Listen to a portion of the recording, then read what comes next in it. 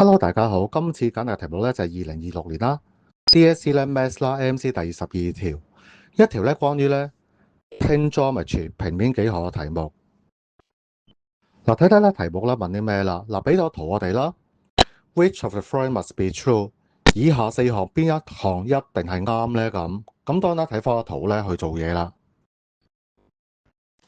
嗱，睇睇咧我嘅做法。嗱，首先咧我咧 mark 翻低咧 A、B、C、D、E 先啦。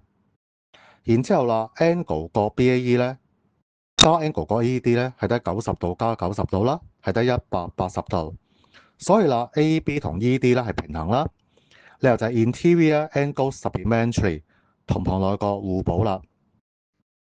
然之後我哋 draw 啦畫啦 CF 啦平衡 AB 平衡 ED。angle 個 BCF 咧係得 angle 個 ABC 都係細 p 啦。理由就我聽咧 angles 錯過啦 AB 平衡 CF。angle 個 DCF 啦係得 angle 個 CDE 都係細 r。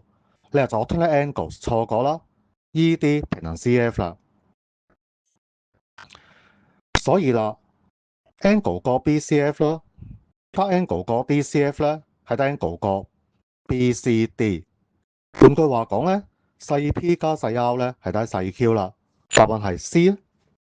我哋咧會繼續咧拍埋咧其他咧題目咧嘅 solution 嘅，歡迎咧大家咧訂閱咧我哋嘅頻道啦，同埋 share 咧出去咧俾身邊嘅朋友啦，多謝大家。